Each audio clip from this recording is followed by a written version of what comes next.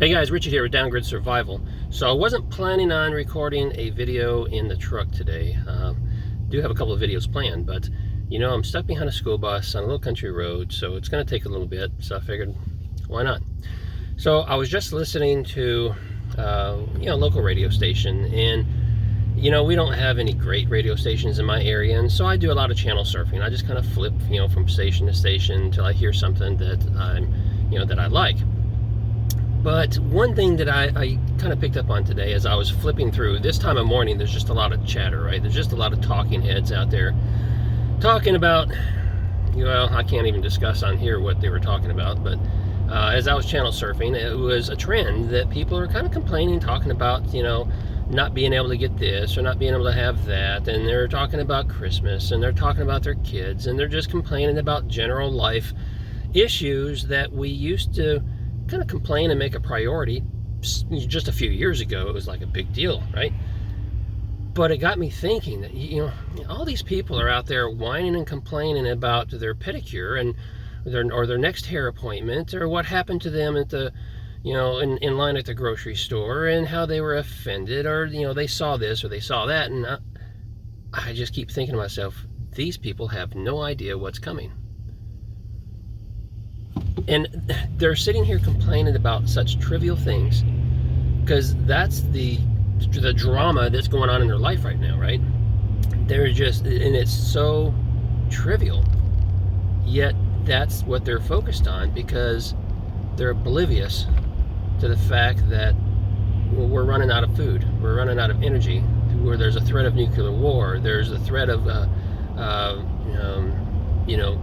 government tyranny. There's so much to be concerned with about what's going on right now, that people, I don't know if they're burying their head in the sand, or if they're just so out of touch. And we know there's a lot of people that are out of touch because, well, they don't watch this YouTube channel, right? Hey, give me a thumbs up. But I guess the point is, all these people are going to get caught off guard. And even though we've seen a big uptrend in the number of people who are starting to prep, people that are joining channels like mine and others, there is a nice increase, which is encouraging, that people are understanding the need to do these kind of things. But it's such a small percentage of the overall population. I mean, if you think on your street, how many people prep? You probably do, and you probably do, right? If you consider just your neighborhood, a couple blocks in each direction, depending on where you live, or whatever your circumstances are, but just considering a small distance from your home, how many people prep? Well, you probably do, and maybe one other. But look at all the people that are in between. How many people are out there in between that are just oblivious to what's going on? They're just going about their daily life, not really paying attention. They're just working hard and trying to get bills paid, and life just continues on for them like it always has. Only there's a time right around the corner where life is not going to continue as it was. And we've already, those of us in the prepping community already see that life has changed significantly, and it's not going back. And we're about to go off the cliff. And these people have no idea. Just no idea. Which is going to make it really bad for the rest of us. Because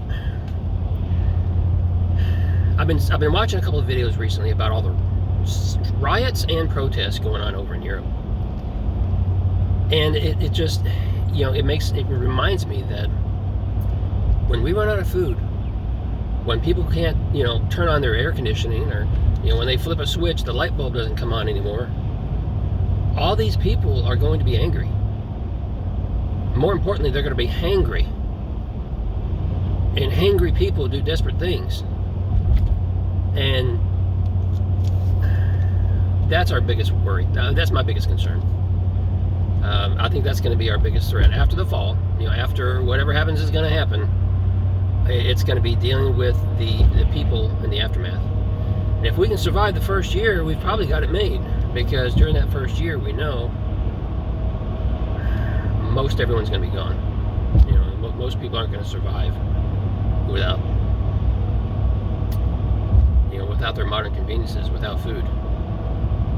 So, yeah, I don't know. Just a thought for this morning, because I was just listening to the radio and the thought entered my mind, and I thought, why not make a video about it? You know, these are me expressing my feelings and sharing with you what's on my mind. So let me know what you think. You know, tell me, are you feeling the same way? You know, are you thinking the same thing? And what are you doing to prepare about your neighbors who aren't preparing? How are you going to handle that? I know I've got my thoughts and ideas.